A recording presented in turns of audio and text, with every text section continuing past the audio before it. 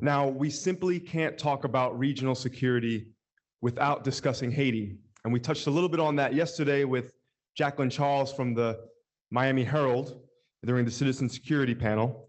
But this country, the first democracy that was led and freed by slaves, right? The country that provided Simón Bolívar with the ships and men to liberate Venezuela, for several complex reasons, has now become a land suffering from gang violence, corruption, and natural disasters. Well, what can the regional community do to support our Haitian brothers and sisters? Here to discuss this and more will be Sébastien Carriére, who is the Canadian ambassador to Haiti. He is so gracious to have come to speak to us today. And the moderator will be Dr. Anthony Pereira, Director of FIU's Kimberly Green Latin America and Caribbean Center. Tony, over to you.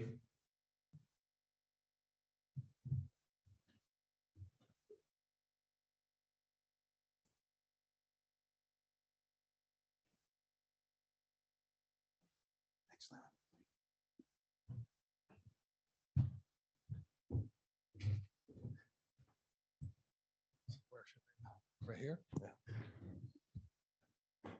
Thank you for coming, Ambassador. Good morning, everyone. I just wanted to introduce the Ambassador.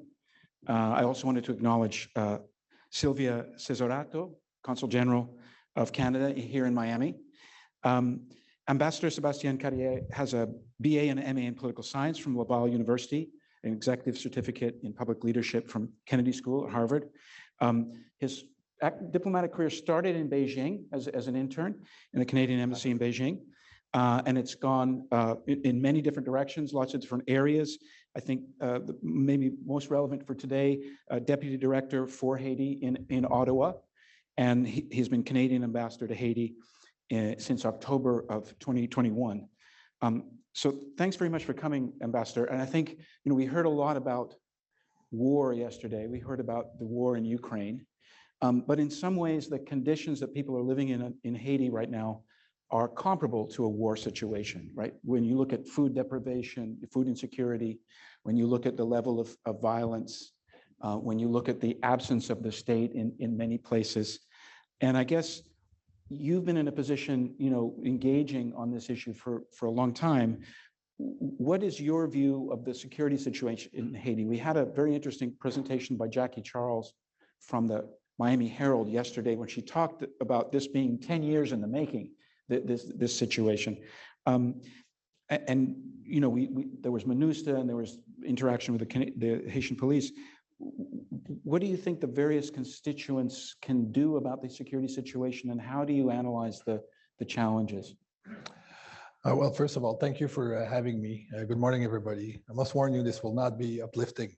The situation in Haiti is incredibly dire. I've been sending reports up to Ottawa for a while, and I always come back with the same conclusion, that it's hanging by a thread, because it is. Haiti is a failed state. State institutions have all but disappeared. The Haitian National Police is still operating, perhaps the last functional national institution in the country. Far from perfect, but still functioning.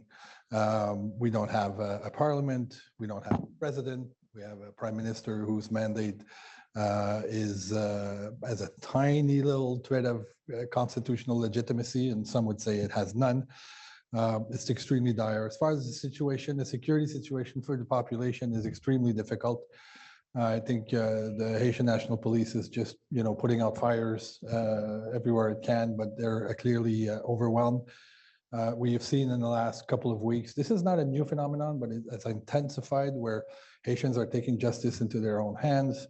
The images that were going around last week of citizens burning presumed gang members in Canapé, which is a neighborhood of Port-au-Prince, were disturbing to say the least. Minibus was stopped, and there were some alleged gang members in there with weapons, and the HNP was in the process of arresting them, and a mob took over and laid them on tires and lit them on fire. It's a very concerning threat. It's not new. We've seen this sort of vigilante justice in the streets of Haiti before, but there's a renewed intensity to it. And there seems to be something of a campaign on social media to sort of play this up as a solution, right? The HNP can't do the job. International, assistance isn't coming. So let's do this ourselves. So we'll see where that goes. I think there's a link to be made between the dire security situation and the political dialogue situation. And I know your last question will be more about political dialogue, but to me it's important. I mean, and I'm a political scientist by trade, right? But to me it's important to remind ourselves that at the center of this crisis is a crisis of legitimacy. And if we had an inclusive accord with not the entire political and class, nobody expects that doesn't exist anywhere, but a bit more consensus rather than have these competing accords who all say that they can go to elections alone and bring back democracy alone. I think that would go a long way into helping with the security situation, because it would reassure partners that they're actually helping Haiti and not helping one faction or another. And that's certainly feedback that we've been getting as we go around discussing with partners if they want to come help us help Haiti. And I think also it would send a signals to the gangs that order may be on the way to be restored, and perhaps fend off some of the more aggressive gang leaders. I think we can't forget the diaspora. It's also why I'm here this week for this conference, but also to engage with the diaspora here in Miami. They have an important role to play in supporting that political process. I think they need to make their voices heard. I mean, there have been several conversations in the past about should the diaspora vote. I know I grew up in Montreal surrounded by the diaspora. I have members of my family who are of Haitian descent or origin. It's always been an issue. They send money. They're the #1 source of revenue for the country, the diaspora here and in Canada, yet they don't get to vote even in presidential elections. So perhaps if they did, or at least have, like France has, a representative in the parliament that represents the French citizens abroad, perhaps that would be a positive step in terms of Haitian politics. We focused our approach on 4 tracks. So political dialogue, which we mentioned briefly. We've increased significantly our humanitarian assistance, and we're doubling down, tripling down on our support for the Haitian National Police. We feel that the long-term solution to Haiti security issues is the Haitian National Police. We'll talk more about that in a minute, but we've increased it significantly. And the last piece is sanctions. I think rightly so. I was discussing with a gentleman just before the conference on, we've been sort of doing this, right, for 30 years, going around, I don't want to say in circles, but certainly it's sort of the never-ending, crisis. I think sanctions could be potentially the game changer for the long term. Impunity is the country's biggest problem since the dictatorship. Duvalier left. There was never any, justice, any truth and reconciliation commission or something to that effect. The dictatorship never paid for their crimes. Duvalier was even allowed to come back and die peacefully in Haiti as a Haitian without, I'm not saying throw him in jail or anything like that, but at least, take him downtown for questioning, just to show people that there are consequences. And this to me sort of consecrated impunity. And for ordinary Haitians, if that can happen, anything could happen. There are no rules, so why would I follow them? I think sanctions sort of begins to tackle the impunity issue from the outside, unfortunately, but I think it could have some interesting long-term effects. Thanks, Ambassador. I mean, maybe if you could talk a bit more about the Haitian National Police, because, and there are various surveys of Haitians being carried out. I sent one to you in January of 2023 that indicated a fairly low level of confidence in the ability of the Haitian National Police to resolve the security situation, which is why there's been talk about some kind of intervention. What's been the history of Canada's involvement in the Haitian National Police, and where do you think how do you think the police could play a role in overcoming this as you say, a kind of lack of a state right now. Yeah. So just like the previous speaker, I'm going to do the good and the bad and try to finish on a high note. So we've been working with the HNP since 1995, since its inception. To give you a sense of the scale of our engagement, we've put $150 million on the HNP in the last almost 20 years. At the same time, our contributions to MINUSTA were to the tune of 175 million. So we actually put more money on UN peacekeeping than we did on the HNP. I can't help but sit here this morning and think, oh, what if we had put that 175 also on the HNP? But we'll deal with MINUSTA later. The Prime Minister announced a few weeks ago when President Biden was visiting another 100 million for the HNP. The Prime Minister has asked us to spend all this money this year. Any of you who've ever done programming of government funds probably knows that that's a tall order. But what we're trying to do with this 100 million is direct support for the HNP. We want to beef up their salaries. We want to get them more and better equipment, including lethal, which has always been a challenge for them, as soon as possible. Why? Because we think, again, it's this long-term solution to the security problem. We were heavily invested in the police academy, training the officers. We've trained 9 cohorts of officers. We had Canadian trainers there. We've trained almost 500 HNP officers. We've also, we were behind setting up a UN basket fund to answer immediate needs, increase donor coordination as well. And that basket fund is operational. We're actually buying stuff and delivering it to the HNP, all that in under a year. Which is good. In terms of the not so good or the bad, I mean, everyone knows the HNP's mandate is very broad. They do everything. They're the police, they're the Coast Guard, they're the correctional services, they're responsible for everything. So that's a problem. They're overwhelmed. They have to put out fires, literally 24/7. And when they go into one neighborhood and stabilize the situation there, it's something else blows up and they're not able to hold their, so that's a problem. Retention is a big problem too. They're losing people. It's a numbers game.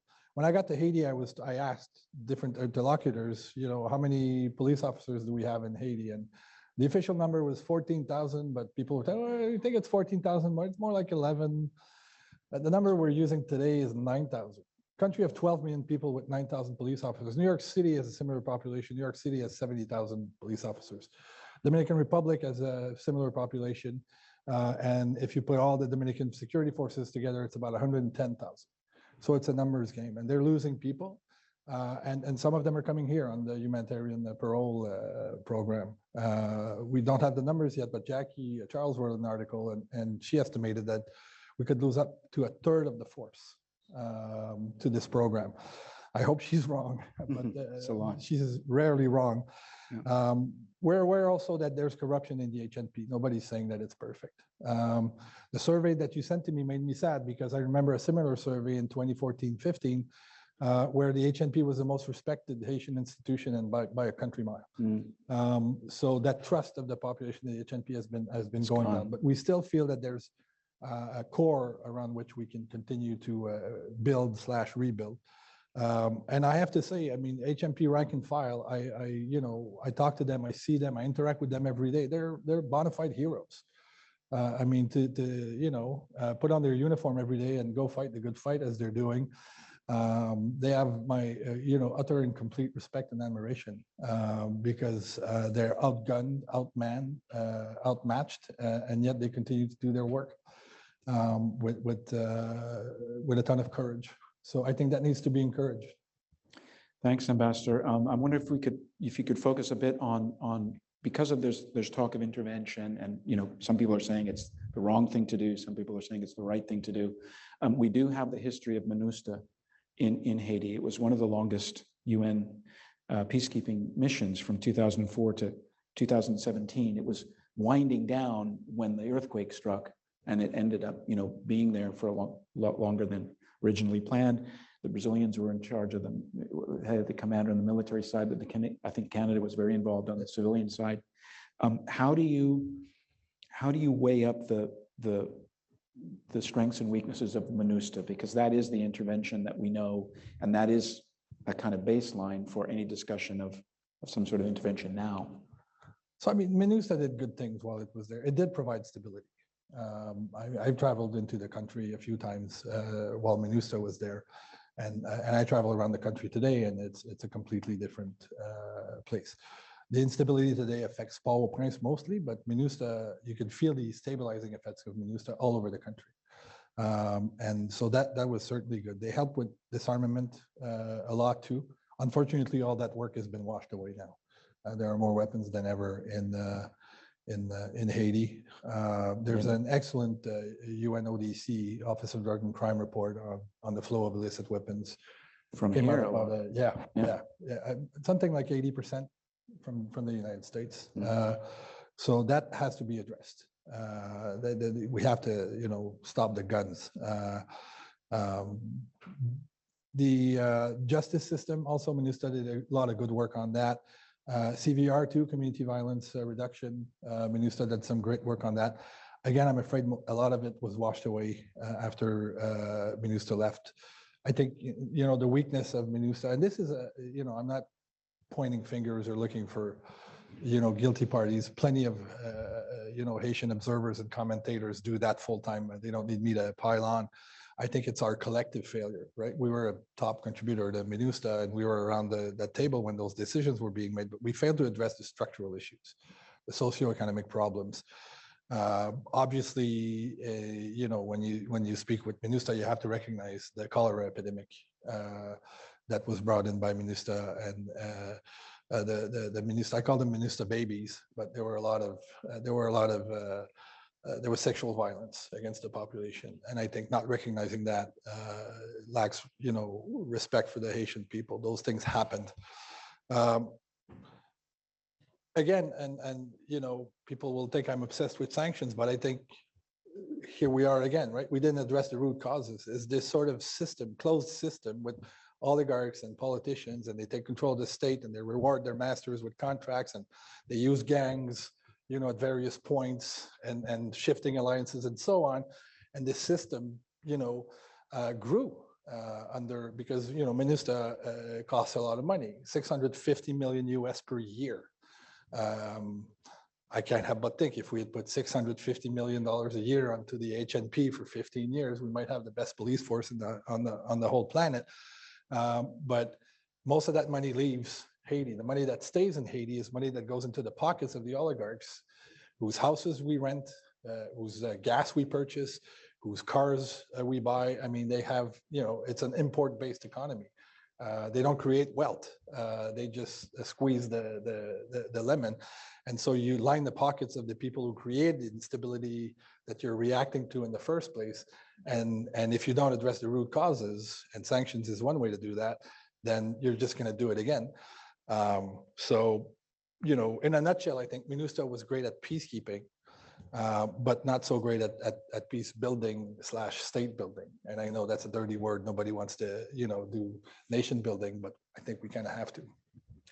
Ambassador, you said, political science is your field, and you certainly know of other cases that we've seen in which a security situations like Haiti has been resolved through some sort of political settlement, maybe some sort of constitutional reform, then elections once the security situation is better. So we know that there are countries that have gotten out of this situation, that there has been a sequence of events to reverse the kind of situation we're seeing in Haiti now. If that were to happen, how do you see the political process and these various political actors coming together? As you say, it's not necessarily universal consensus, but some sort of majoritarian consensus. How do you see that happening, given your knowledge of what's happening on the ground? So the best way to answer that question is I'm going to take off my ambassador hat, my political scientist hat on. Okay. Nothing I say henceforth can be attributed to my government, please. I think we've come to a point where everybody has to be brutally honest with each other. We have a government. I mean, they killed the president in his bedroom. 2021. In 2021. And it's been a year and a half, and folks are still squabbling over who's going to control the transition.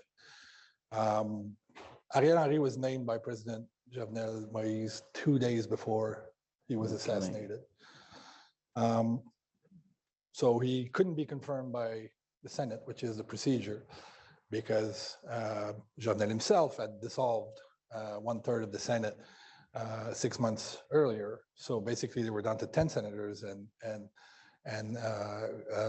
they need 15 because it's a 30-member body.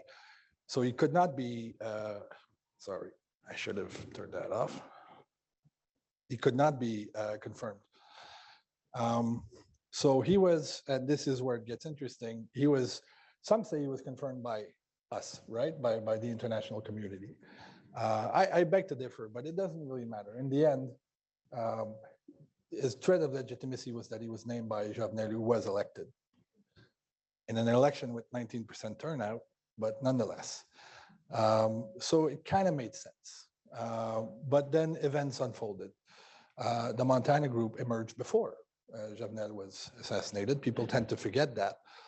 They were already working, and they were putting together something like a broad political accord based on civil society. Very interesting.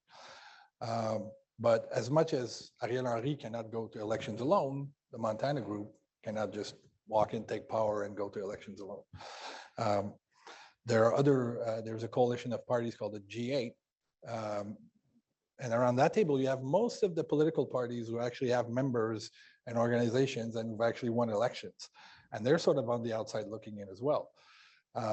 So again, you need a political process that's going to bring all these, and there are others, all these competing political accords together, because I don't think anyone can go it alone. Haitians have often looked to the international communities for sort of validation, right? Or support or approval, and all sides do it. I mean, you know, when Ambassador Foote resigned, he basically made Montana, you know, Her Majesty's loyal opposition, as we say in Canada, with his resignation letter. So I think Haitians have to look to each other and decide together how they want to go forward. But that's not how Haitian politics works. Haitian politics is usually as somebody takes power, you know, sometimes through an election, sometimes not. And then people oppose them, and they just sit there with folded arms and wait for that person to stumble so that they can get a shot at stumbling too. So that's what needs to change. There have been a few efforts in the last year. There have been negotiations between Ariel Henry and his sort of camp, if you will, and the Montana Accord that failed twice at the last second because of internal divisions in both camps. I talked to everybody. There are hardliners and moderates in every group. And the hardliners always win the day at the last second because the threats come out. And I mean, this is Haitian politics, you know. The threats aren't, oh, if you go with Ariel, you know, I'll denounce you and I'll oppose you. No, the threats are, we're gonna, you know, kill your kids if you do this. I mean, people actually make and receive these threats. It's very real. It's extremely violent, and everything has already happened in Haiti. You can't you know, not take a threat seriously, because everything has already happened, even murder, literally, in Haitian politics. So we think everybody has to find a way to get together. There were a few attempts. British mediator Jonathan Powell led an effort over the last couple of months. He was he was Tony Blair's private secretary and was a leading negotiator for the Good Friday Agreement 25 years ago. He came to Haiti, he came here, he went to DR, met with a bunch of people. He managed to put people around the table who wanted the prime minister's head, you know, only a few months ago. But in the end, the round table didn't happen. And everybody's accusing everybody else of derailing it. The fact is, it derailed. He's still available, he tells me, but he's going to need a strong commitment from the prime minister and his accord that they're serious about compromise. There's an interesting effort being led by CARICOM countries. We engaged early with CARICOM as an organization. Back in October, I sat in on a call between Prime Minister Trudeau and all the CARICOM presidents and prime ministers. They're keen to get involved. From a regional perspective, the Prime Minister of Jamaica came for a visit. We helped organize that. The Foreign Minister was there too. Bahamas sent 2 ministers. TNT sent a representative as well. Regional partners are keen to help. The Jamaicans have said that they'd like to host a political roundtable with all the Haitian actors mid-June in Kingston. I think they've actually sent out a save the date. We'll see how that goes. Maybe Powell can help them. Maybe I think just all these tracks have to combine because I think political dialogue is the only way forward. If the Prime Minister keeps trying to go at it alone, not alone, he's got his own political base. But if he doesn't expand his accords, I think he's going to fail, and Haiti fails. And at the end of the day, we Canada, we're involved in Haiti out of solidarity for the Haitian people who have suffered long enough, and we don't want Haiti to fail. And I say this to politicians. I look them in the eyes and I say, I don't care about you. I don't care about you. I don't care about you. We care about Haiti. And I think Haitian politicians have to start caring about Haiti too. Leyland, how are we doing for time? We still have about 6 minutes left. Okay, Ambassador, I do want to open it up because, Haiti is a very vital issue for us here in South Florida. And I wanted to open it up to the audience to make questions while we have you here on the podium. I know you have to go for another meeting quite soon, but I wanted to take advantage of this opportunity just to give members of the audience a chance to ask a question. Yes, sir. Good morning. Is the mic on? Testing. There's someone coming. Thanks.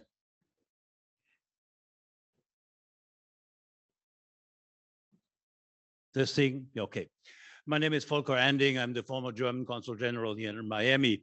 There were reports that not only major investments would be made by Canada, but also that there may be a major police or military presence in Haiti.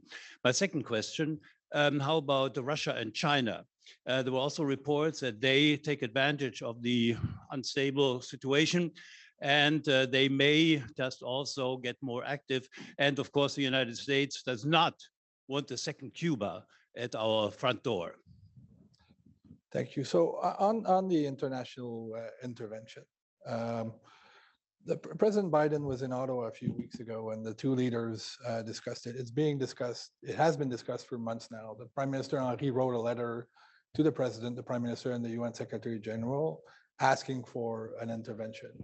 The Secretary General has been running around the world talking about a rapid reaction force. We've been trying to figure out what that means. We went to DPKO, Department of Peacekeeping Operation, a couple times, said they give us a better sense of what the boss is talking about. And they're still working on that. There are various definitions of what that should or should not look like. Outside intervention is a very delicate topic in Haiti. There's not a lot of buy-in from the population or from the elites, for that matter. That's one thing that they agree on. We are focused on supporting the HNP, beefing up the HNP because it's the long-term solution. But that's just it, right? It is a long-term solution. Maybe it's the medium-term solution. I'm extremely worried about the short-term. I'm not going to lie. And maybe the short-term solution is something else, something like a combination of police/military direct assistance. We still don't know what that looks like. We've not taken it off the table. I mean, President Biden said it in the press conference. So why he's not my president, but I think I can quote him. He basically said that it's not off the table, but it's not in play right now. But it is being discussed. We've been going around the world for 6 months at every summit that we participate in, Francophonie included, trying to get other countries to see what kind of contributions they could put forward. Kenya indicated a few weeks ago that they'd like to send police to this effort. Jamaica is interested as well. Countries have offered to help with training and so on and so forth. We're trying to rally everyone, but nobody has been able to explain to me either officially or unofficially what this rapid reaction force looks like, and I very much welcome that. If there was a simple, quick fix to this, we would have deployed it by now. Unfortunately, there is not.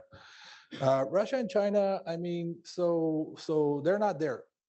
China and Russia are not officially anyway, in Haiti. Haiti still recognizes Taiwan. Taiwan will do everything it can to not lose Haiti, because as you know, those dominoes have been falling in the region. I think where Russia and China play the most, Russia as a consul, honorary consul, their ambassador to Cuba is accredited to Haiti. We never see them.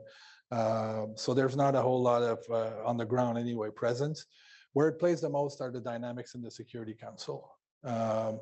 And there have been ongoing discussions in the Security Council about, if there's some sort of foreign intervention, there will have to be a UN mandate.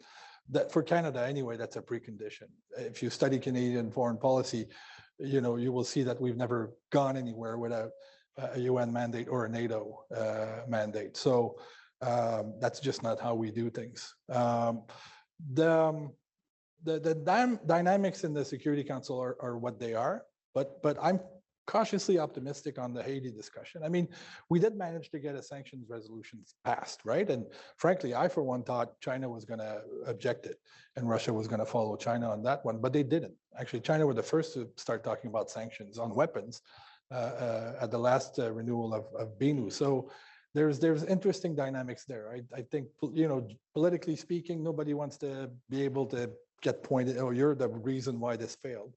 Everybody's extremely cautious. Yeah. I think there's one final question that we can take here. Mr. Ambassador, thank you for being here. I'm Mark Rosenberg. I'm a professor here at FIU. Two questions. One is, what role, you mentioned it, but maybe you could spend a little bit more time on it. What role do you see for the Haitian diaspora, Americans of Haitian descent, in terms of the challenges ahead? And what role do you see for universities, and in particular, a university like ours here at FIU, which is deeply embedded in the broader Caribbean and has a large number of Haitian students? So the diaspora, I mean, I mentioned it, a bit before in terms of no taxation without representation, right? So, I mean, these remittances that they're sending, I mean, that's kind of taxation in a way. Yeah, and then they don't have a say. And this is I have a relative of mine who's a Haitian Canadian, and he's lived in Haiti for the last 20 years. He's built a business there. He's the largest bread producer in the country. He hires hundreds of people. And when we're sitting around the table discussing politics with Haitians, they basically tell him to be quiet because he's not Haitian, because he still carries his Canadian passport and he's never voted in the Haitian election. So I think that conversation needs to happen. I think the diaspora should inform foreign policy. I know we talk to them a lot in Canada, and I think the diaspora here in Miami also has many meetings with Juan Gonzalez and Brian Nichols and so on. I do think, I mean, one constructive comment I make to the diaspora back home, and I think I could make the same here, is I think maybe they need to be more better organized in terms of shaping the view, and giving policy leaders in Washington and Ottawa a better sense of this is a fairly majority view of the diaspora. And I know it's asking a lot because Haitians have opinions, and we have 160,000 Haitians in Canada, and there's 160,000 opinions on how to solve this. But I think if you take everybody's positions and try to find the common ground, I think that would make it easier for policy leaders and capitals to come up with better policies. Universities have an enormously important role to play, in my sense. For example, on the security front, Quisqueya University, under the leadership of Jacques Lumarc, are trying to work on a roundtable for security to answer the question I was asking earlier: what does this force look like? I think we need academia in Haiti and academia here in the United States and Canada to help us answer that question. Because if we had the answer, I'd be explaining it right now, but we clearly don't. So we rely on academia to help us with that critical question. We have to get it right. We can't get it wrong again. I got to Haiti, October 2021, 4.6 million people were living in what the UN calls a state of humanitarian emergency. Today it's 5.6. That's 1 million more people that don't have enough to eat every day. People are dying every day. People are being burned on the streets. We have to get it right. We have to get it right quickly. I would like us to get it right tomorrow. I know that's impossible, but if we get it right 6 months from now, that's going to be a big step up from where we are now. Thanks, Ambassador. Just a footnote to the issue of the diaspora. The Metropolitan Institute at FIU has started to do a survey of Haitian Americans, and we want to continue to do that. And that can provide evidence for the Haitian, the organizations that represent Haitian Americans in the US. But I wanted to thank you very much for your giving us the benefit of your insights, your experience. And I hope when we have the next, the 9th annual Hemispheric Security Conference, the situation in Haiti will be better, and that people will be safer in Haiti than they are today. Thanks very much. Thank you.